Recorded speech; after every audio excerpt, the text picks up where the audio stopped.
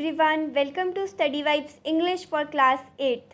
In this video, we are going to discuss the second poem from the text Honeydew, that is the geography lesson. इस pome के जो poet हैं उनका नाम है जुल्फ़िकर घोष और ये आपको एग्ज़ाम में पूछा जा सकता है, इसीलिए आपको याद रखना है। हमारी second poem the geography lesson को शुरू करने से पहले आपको कुछ वर्ड मीनिंग्स याद रखने हैं जो कि इस पोम में यूज़ होंगे, या फिर डिफ़िकल्ट वर्ड्स भी आप इन्हें कह सकते हो, जैसे कि है स्प्रैंग। स्प्रैंग जो है ये फर्स्ट लाइन में ही आपको पोएम की मिल जाएगा और स्प्रैंग का मतलब होता है to fly with a force, यानी कि ताकत के साथ हवा में उड़ना। जैसे कहते हैं कि हवा को चीर के एक जेट या फिर एक एयरक्राफ्ट उड़ जाता है, ठीक है, तो उसके लिए वर्ड यूज़ करते हैं स्प्रैंग। इनएविटेबल, इनएविटेबल का मतलब that can not be avoided, जिसको आप नकार नहीं सकते, जिसके लिए आप मना नहीं कर सकते। हैप हज़ार्ड, हैप हज़ार्ड का मतलब होता है विदाउट प्लान और ऑर्डर।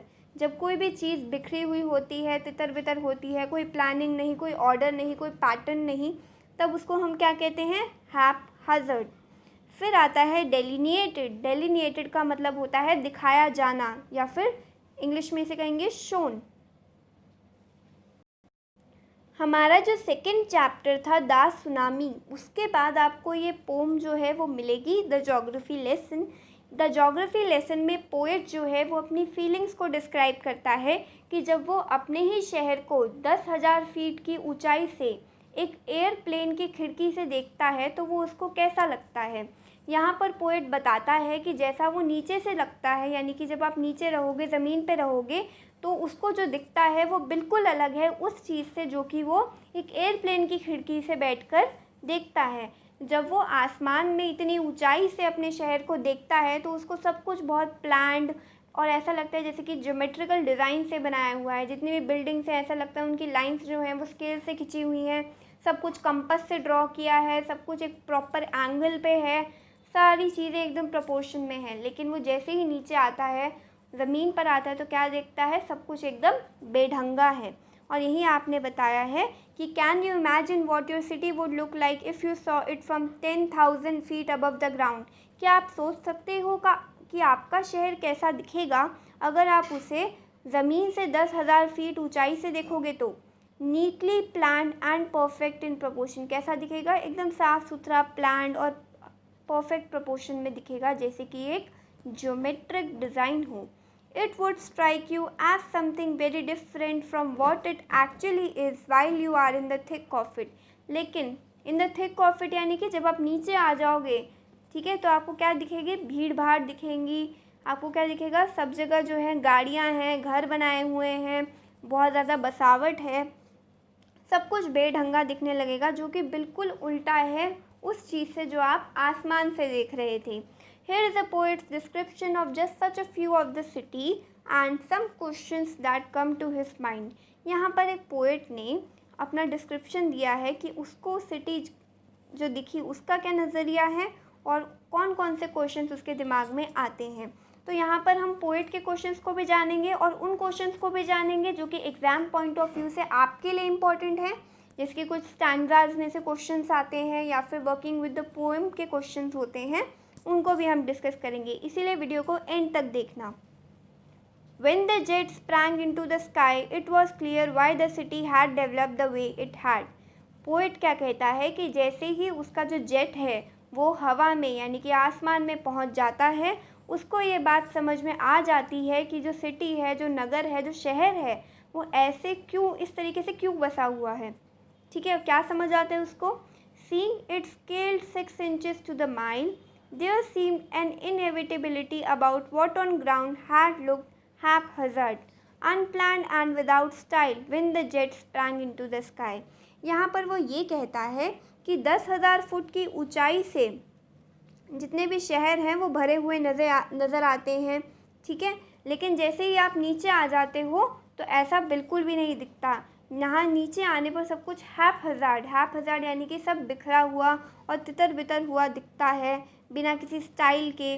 जैसे ही जेट स्काई में पहुँचता है वैसे ही सब कुछ बदल जाता है। अब बात करते हैं नेक्स्ट स्टैंजा की। नेक्स्ट स्टैंजा में क्या आ जाता है? When the jet reached 10,000 feet, it was clear why the country had cities where the rivers ran and why the valleys were populated. जैसे ही जेट 10,000 फीट की ऊंचाई पर पहुंचता है तो जो पोएट होता है उसको क्या दिखने लग जाती हैं? वैलीज दिखने लग जाती हैं, रिवर्स दिखने लग जाती हैं। और वो क्या देखता है कि जहाँ जहाँ पर घास के मैदान हैं, जहाँ जहाँ पानी है, जहाँ जहाँ नदियाँ हैं, वहाँ वहाँ क्या है? लोगों ने बसावट की हुई है, वहाँ पर घर बने हुए हैं। यानी कि ये समझ में आ जाता है कि जो वाटर है वो तो लोगों की सबसे बेसिक नेसेसिटी है, इसलिए लोग जो है जहाँ पर भी वाटर का सोर्स है, जैसे कि नदियाँ हैं, उनके आसपास बसे हुए हैं। जहाँ पर भी घास के मैदान है, जहाँ खेती होती है, वहाँ पर भी लोग बसे हुए हैं।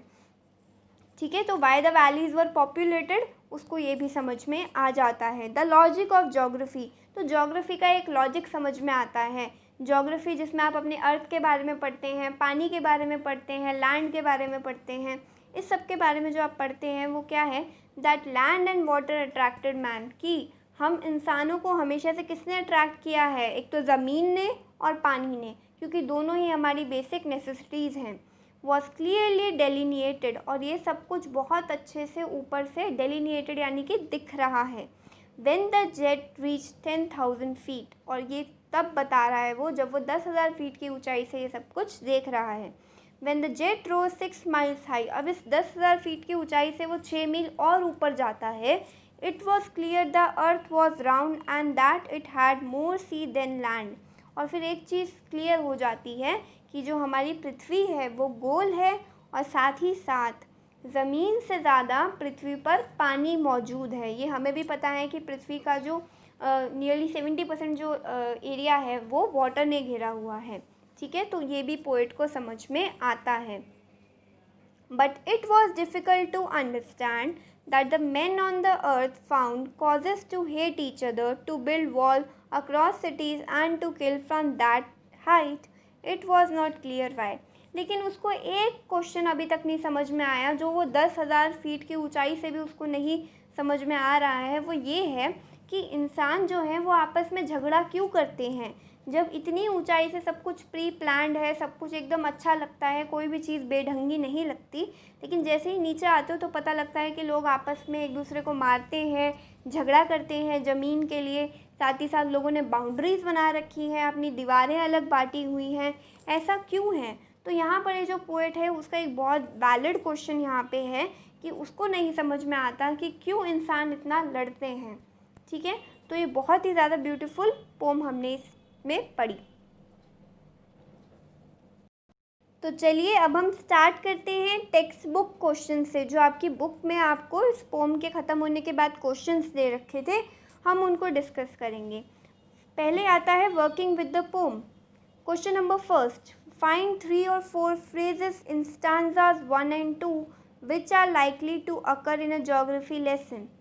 तो आपको यहाँ पर तीन या चार लाइनें ऐसी ढूंढनी हैं अपने पैराग्राफ में से। ठीक है, जो पोएम के पैराग्राफ्स होते हैं उनको स्टैंजा कहते हैं। ठीक है, जो आपको स्टैंजा फर्स्ट और स्टैंजा सेकंड में कुछ 3 या 4 लाइनें देखने को मिली जो कि सच में एक ज्योग्राफी लेसन में होती हैं। ठीक है, जो आपको एक अगर आप ज्योग्राफी का भी चैप्टर पढ़ोगे तब भी आपको देखने को मिलेगा। तो आपको क्या देखने को मिलेगा? आंसर में आप लिखेंगे कि seeing it scaled 6 inches to the mile, यानी कि ऐसी चीज़ें जो आपको ज्योग्राफी में देखने को मिलती हैं कि पृथ्वी की सतह से इतनी ऊंचाई पर, या फिर ऐसी बातें आपको अपने ज्योग्राफी लेसन में भी देखने को मिलेंगी।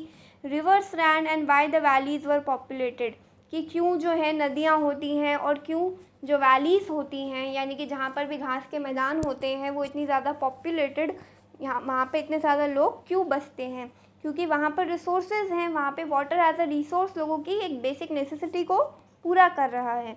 Land and water attracted man, और इसी तरीके से आपको एक रिसोर्स के रूप में ये भी समझ में आ जाता है कि क्यों लैंड और वाटर जो है वो मैन को अट्रैक्ट करते हैं।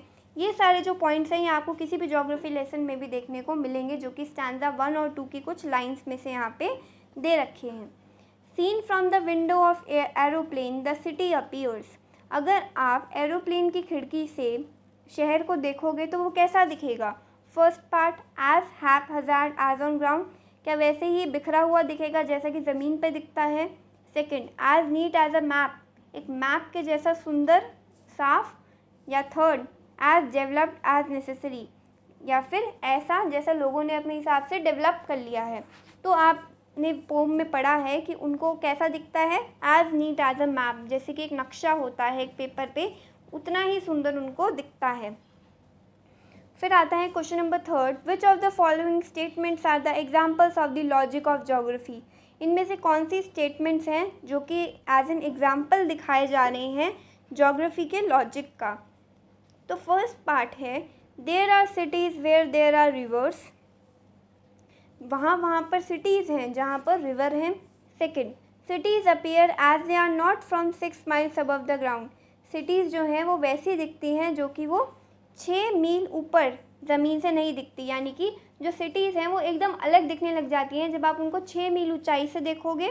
या फिर it is easy to understand by valleys were populated. या फिर fourth part, it is difficult to understand by humans hate and kill one another. या फिर fifth part, the earth is round and it has more sea than land.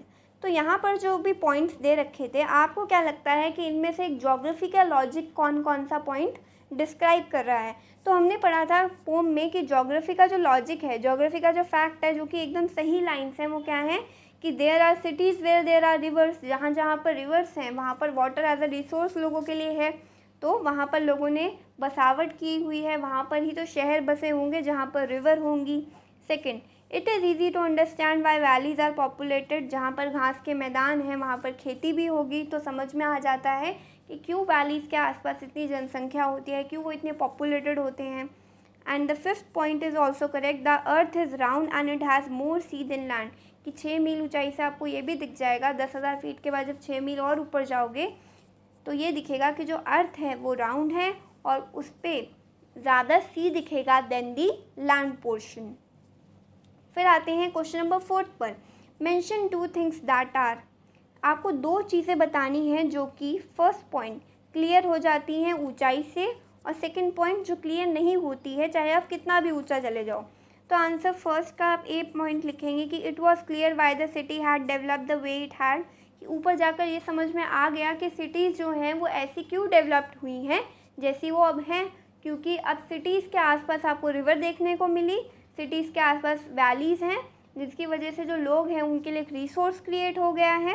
B part, it was clear why the country had cities where the rivers ran, तो यहाँ पर जहाँ पर भी आपको दिखे ना रिसोर्स वाली बात दिखे, कि आपको हाइट से ये क्लियर हो जाता है कि क्यों इतनी जनसंख्या जो है वो सिटीज़ में होती है, तो आपको वो पॉइंट में इंक्लूड करना है। लेकिन ऐसी कौन सी 2 बातें हैं जो पोएट को हाइट पर जाने पर भी क्लियर नहीं होती, वो ये 2 बातें हैं कि क्यों पृथ्वी पर लोग एक दूसरे से झगड़ा करते रहते हैं, और सेकंड चीज़ ये क्लियर नहीं होती जो कि बी पॉइंट में आप लिखेंगे कि why do they build walls across cities and kill each other, कि लोग जो हैं उन्होंने आपस में इतनी दीवारें क्यों बना दी हैं, सब कंट्रीज़ अलग अलग क्यों हो गई हैं, सारी सिटीज़ अलग अलग क्यों हैं, और लोग एक दूसरे के लिए ज़मीन के लिए क्यों लड़ते हैं। अगर आपको ये एक्सप्लेनेशन अच्छा लगा हो तो आप प्लीज़ चैनल को सब्सक्राइब कर देना और वीडियो को लाइक कर देना और अपने स्कूल फ्रेंड्स के साथ भी शेयर करना। नेक्स्ट सेक्शन एक इम्पॉर्टेंट सेक्शन है जो कि एग्ज़ाम पॉइंट ऑफ व्यू से तो इम्पॉर्टेंट है ही, साथ ही साथ आपको क्लास 10 तक भी ऐसे क्वेश्चंस आएंगे कि आपको एक स्टैंजा दिया होगा, आपको उसको ध्यान से पढ़ना है, और उसके बाद कुछ क्वेश्चंस दिए होते हैं स्टैंजा के नीचे, स्टैंजा मीन्स पैराग्राफ, ठीक है। उसके बाद आपको उन क्वेश्चंस को सॉल्व करना होता है। तो पहले हम स्टैंजा को अच्छे से पढ़ेंगे, और ये जो है हमारी पोम में से लिया गया है कि when the jet sprang into the sky it was clear why the city had developed the way it had, यानी कि जैसे ही वो जेट आसमान में पहुंचता है ये क्लियर हो जाता है कि जो सिटी है, जो शहर है, वो ऐसे क्यों डेवलप हुआ है। Seeing it scaled 6 inches to the mile, there seemed an inevitability about what on ground had looked haphazard. तो ऊपर जाकर आप नकार नहीं सकते कि अगर आप जैसे जैसे नीचे आते जाओगे तो आपको सब कुछ हैपहज़ार्ड यानी कि सब कुछ तितर बितर होता हुआ दिखेगा। अनप्लान्ड एंड विदाउट स्टाइल, बिना किसी प्लान के, बिना किसी स्टाइल के, when the jet sprang into the sky। तो ये पेज नंबर 34 पे आपको ये पैराग्राफ दिया था। अब इसके जो क्वेश्चंस हैं उसमें फर्स्ट क्वेश्चन है कि what was clear from the sky, कि आपको आसमान में ऊंचाई पर पहुंचने पर क्या क्लियर हो जाता है। तो आप पैराग्राफ में से एक लाइन उठाएंगे कि it was clear why the city had developed into the way it had, ये क्लियर हो जाता है कि जो सिटी है वो ऐसे क्यों डेवलप हुई है जिस तरीके से वो है। तो why the city had develop the way it had, ये जो है ये फर्स्ट का आंसर होगा। बहुत ईजी होते हैं ये stanzas. And the next is how high the jet was when the poet see the land. अब जेट जो है वो कितनी ऊंचाई पर उड़ रहा होता है जब पोएट जो है वो ज़मीन को देख पा रहा होता है। तो आप आंसर में लिखेंगे the jet was 6 inches to the mile, क्योंकि हमने यहाँ पे भी स्टैंजा में पढ़ा कि seeing it scaled 6 inches to the mile. वो ये बात तब कर रहे हैं जब वो 6 इंचेस टू द माइल यानी कि इतनी दूरी पर जेट जो है तब उड़ रहा था। नेक्स्ट आते हैं हम थर्ड पॉइंट पर, व्हाट लुक्ड इनएविटेबल। क्या किस चीज़ को आप नकार नहीं सकते हो या किस चीज़ को आप अवॉइड नहीं कर सकते हो। तो इस चीज़ को आप अवॉइड नहीं कर सकते कि जो सिटी है वो स्काई से तो एकदम नीट एंड क्लीन दिखेगी, लेकिन जैसे ही आप नीचे आओगे इट इज़ एक्चुअली एन हैपहैज़ार्ड। फिर आता है फोर्थ पॉइंट जो कि बहुत आसान है। आपको ऑपोजिट वर्ड लिखने हैं। 2 वर्ड्स हैं आपके पास, डेवलप्ड और अनप्लान्ड। तो हमें पता है कि जो डेवलप्ड है उसका अपोजिट वर्ड क्या होगा, उसका उल्टा वर्ड क्या होगा, अनडेवलप्ड। ठीक है, और अनप्लान्ड का क्या होगा, प्लान्ड। ठीक है, ये तो ये बहुत आसान थे। आई होप आपको ये समझ में आ गए होंगे और आप कर भी लोगे। अगर आपको कोई भी फीडबैक देना है, कोई भी डाउट है तो आप कमेंट सेक्शन में लिख सकते हैं। अब आते हैं हम नेक्स्ट पर। पेज नंबर 34 पर ही एक पैराग्राफ है।